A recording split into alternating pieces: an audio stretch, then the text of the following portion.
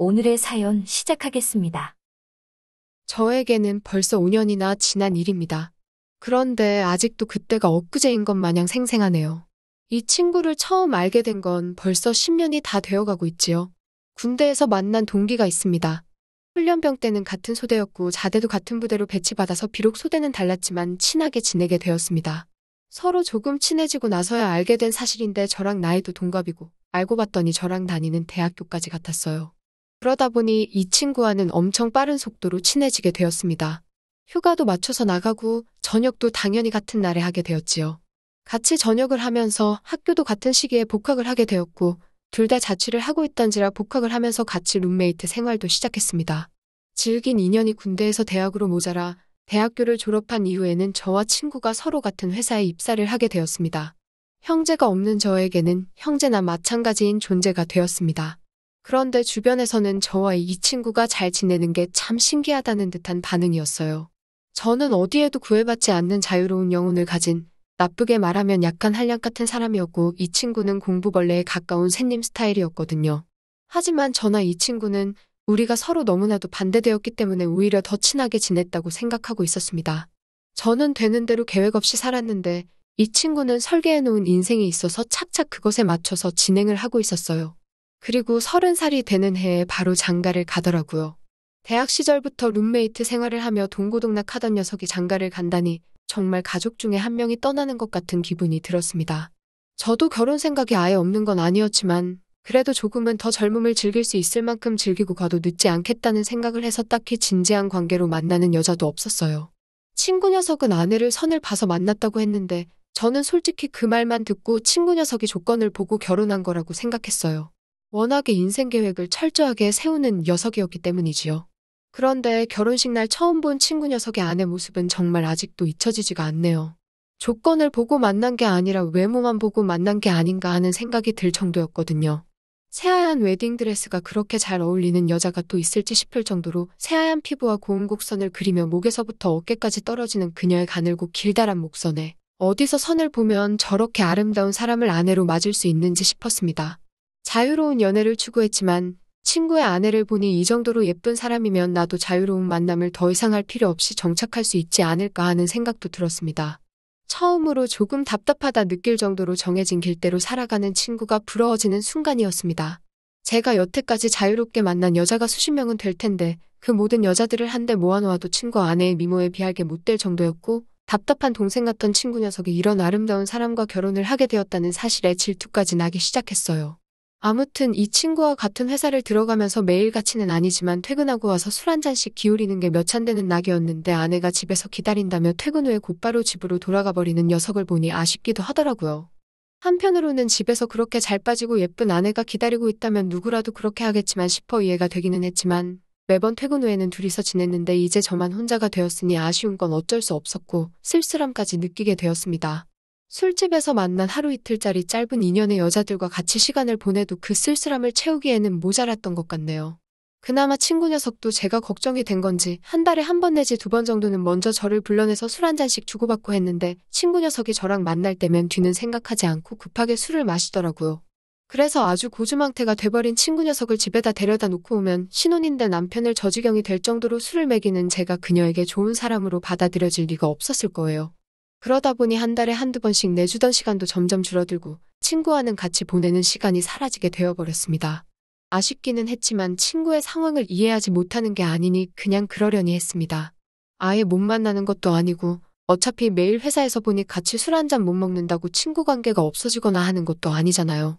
그러던 어느 날 복도를 지나다 마주친 친구 녀석에게서 친구 와이프가 아이를 가졌다는 소식을 듣게 되었습니다.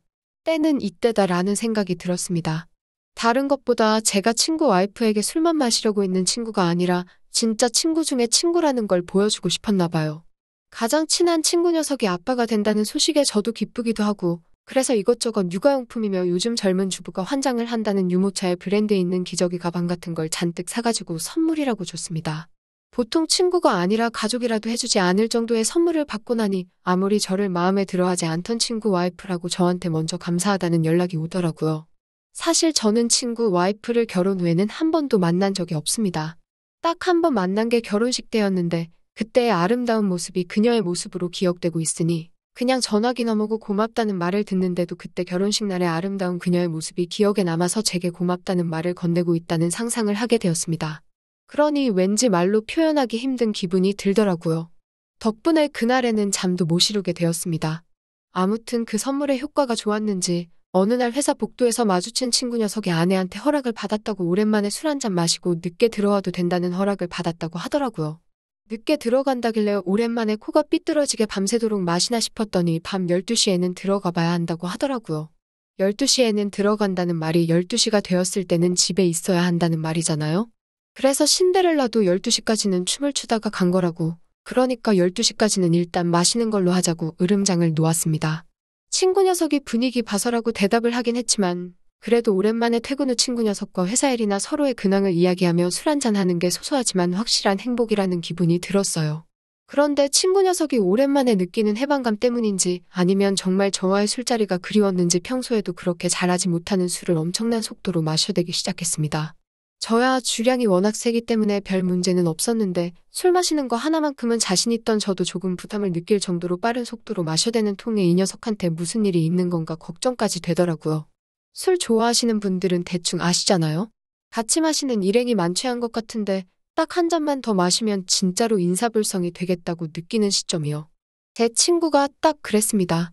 거기서 한 잔만 더 마신다면 정말 내가 누구인지는커녕 자기 엄마 아빠가 와도 누군지 알아보지 못할 정도로 취해 보였어요.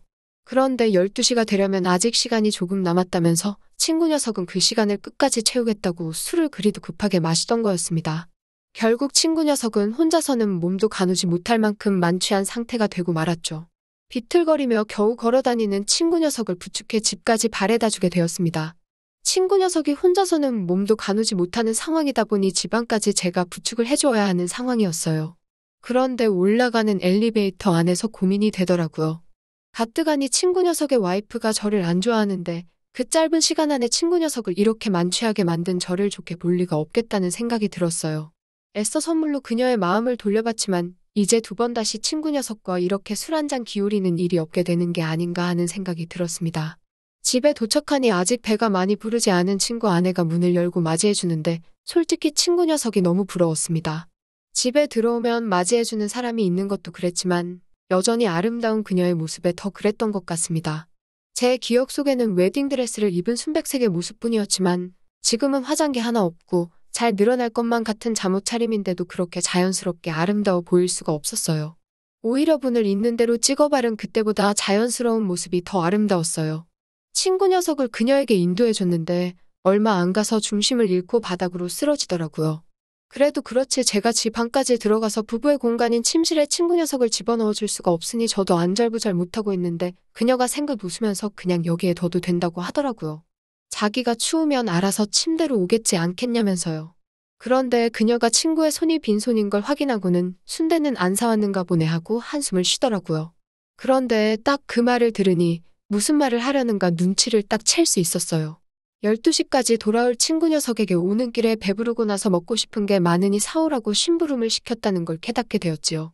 제가 또 눈치 하나로 여기까지 온 사람인데 그 정도도 눈치채지 못할 리가 없었어요.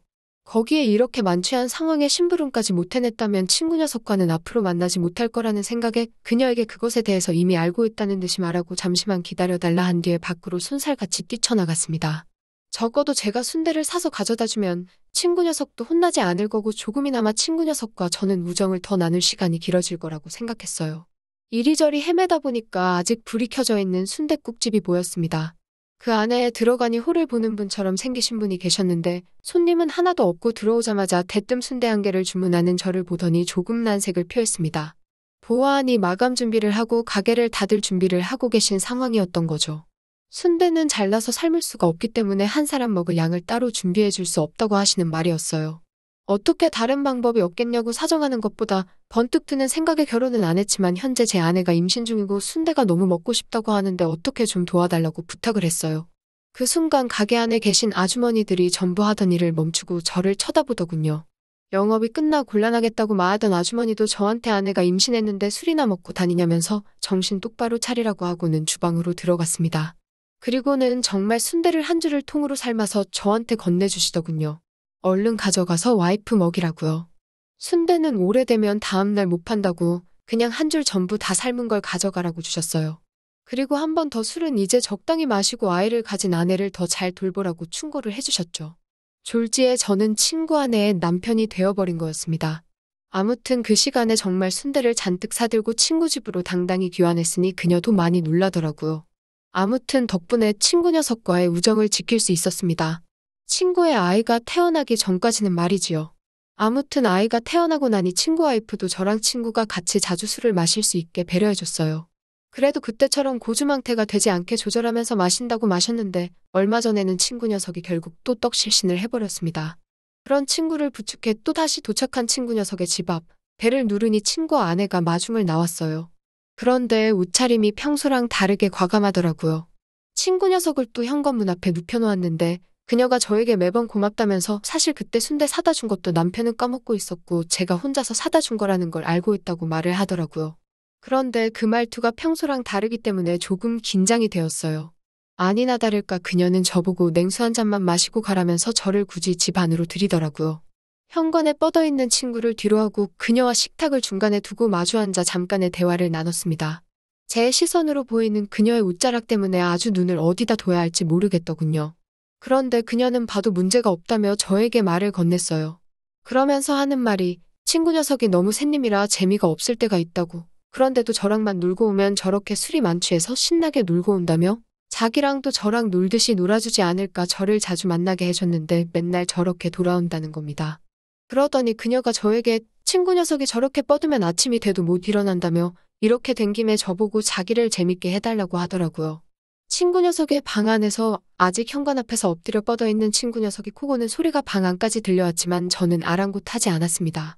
그렇게 그날 친구 집에서는 몇 시간을 더 보내다가 현관에 쓰러져 있는 친구를 피해 도망 나오듯이 집으로 들어가게 되었습니다.